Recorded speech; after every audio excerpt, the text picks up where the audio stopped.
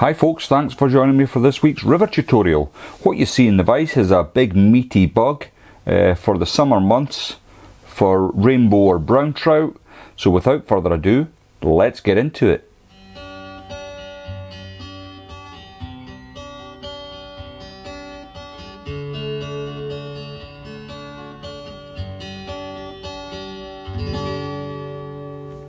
The hook in the vise then is a Hanak H310 barbless hook. This one's at size 12. It's on a heavy wire and it's in black nickel. The bead that's already on the hook here is a Hanak Eco Plus 3.3mm tungsten bead, and as you can see it's just plain tungsten. The thread I'm going to be using today is from Fish On.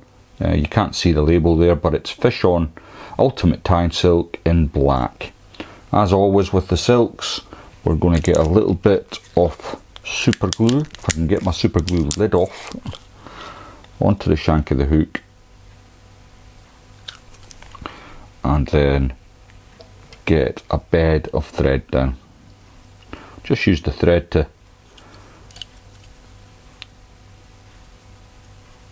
spread the glue on the shank, and then use the tail, the rat's tail, to bring down my base. Then I'm going to come all the way up back to the head. I just need a base of thread onto that hook because there's going to be a few materials going down now. So it may look a simple enough pattern when you initially look at it, but there's quite a lot going on with this. And what I'm going to be using for the main part of the body is some of this hairline vinyl rib nymph body. And what this is, I've got a little bit out of the packet here and I'll try and show you. It's flat on one side and it's raised on the other, so it's like a circle that's been cut in half. And what you want to do with this is try and get the circle bit, which is not easy, to sit on the top of the shank of the hook. And I'm going to catch that in right at the bead because I want to maintain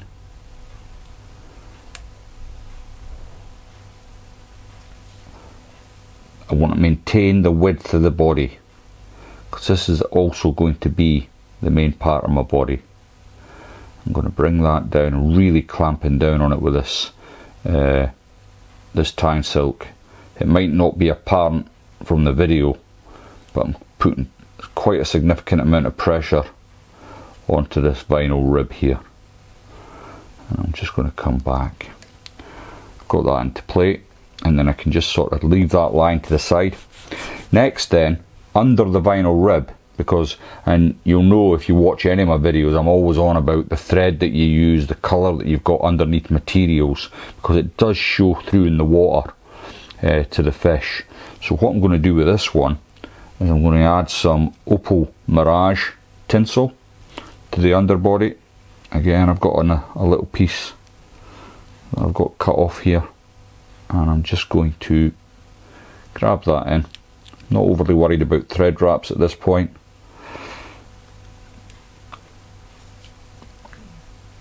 And I'm going to bring that right down to the base of the fly.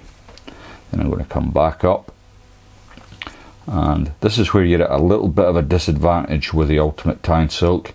If you want to build any kind of taper into the fly, and I do slightly, it does take a little while.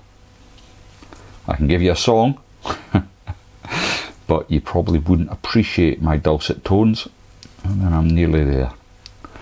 So I've built the tiny little bit of taper into the top that I wanted, and I can simply start by bringing my Mirage tinsel up the body, and because it's the large, it doesn't take too long. And as you're bringing your vinyl rib up, you'll actually see that if you don't need to get it tight together, because you want some of this nice shiny Mirage shown through, and it gives that little bit of light, that glint of life that can be a right trigger point for fish. So I've got that into play, and I'm going to trap that in with my thread. A couple of turns to trap it in, a few turns in behind, then I can remove the excess and put it to the side for something else. Okay, next. Now it's quite thick, this, and what you want to do is try and get the flat, and the first turn's always the worst to get into position, but once you've got that first turn in, generally it will behave for you.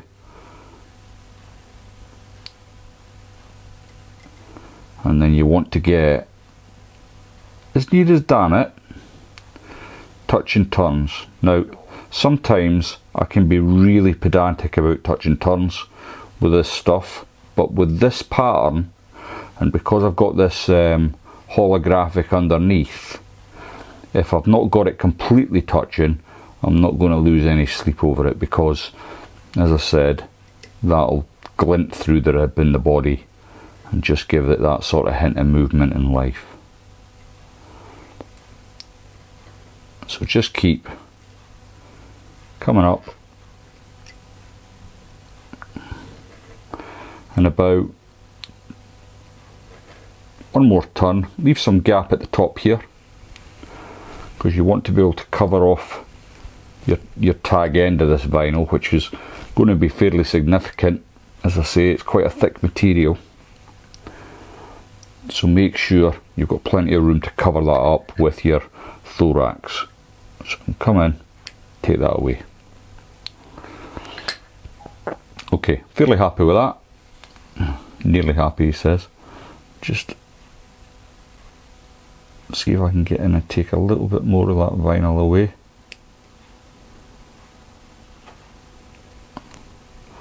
Like so. And I can live with that.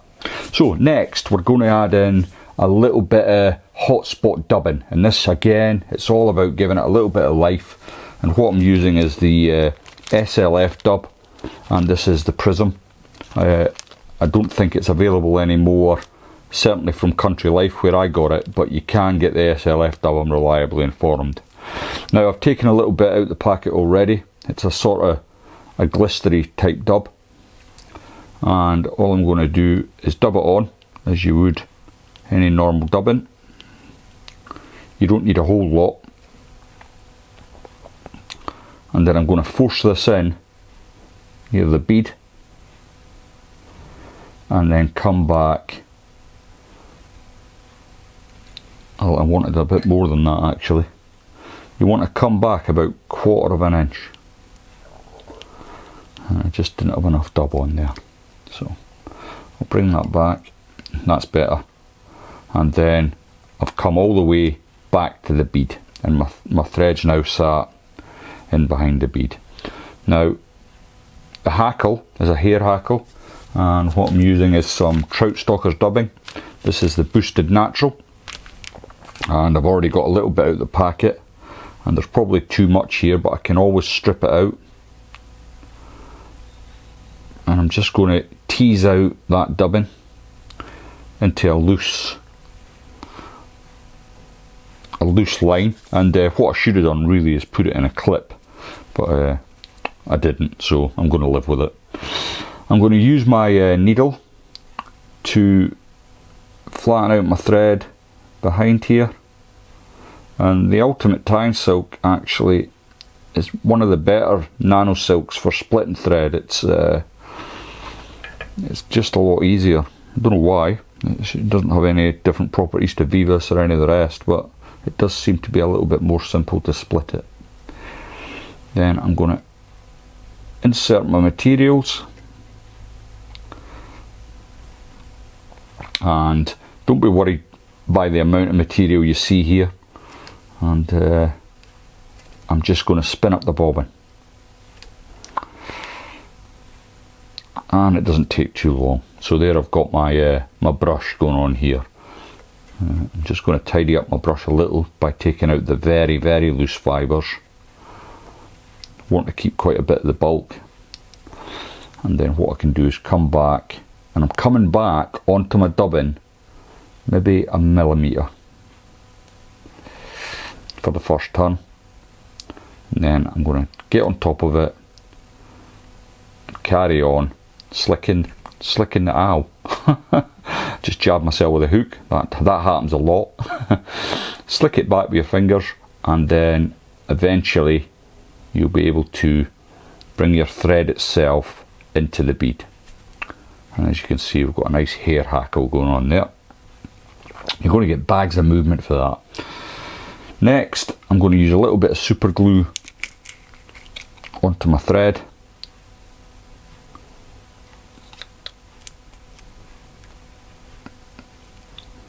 And bring in my whip finish tool. You want to bury this in behind the bead. So as many turns as you like, that's just snapped away from me there. And that's that. And one last job is to come in with the dubbing brush, and that SLF dub that you got in there, you just want to tease out a few of the fibres that will glint through your wing and just add a little bit more to the bug. And there we go. I haven't got any particular name for it, so I just call it the vinyl bug. I've got a few of these in my boxes. It works really well with white thread underneath as well. If you can't be bothered with the Mirage, or you don't have the material, white thread underneath this vinyl shows up quite nicely as well. Thanks very much for watching. I hope you're all staying safe and you're enjoying the videos. If you haven't subscribed to the channel already, please think about clicking that button. I would really appreciate your support, and I'll see you all next time.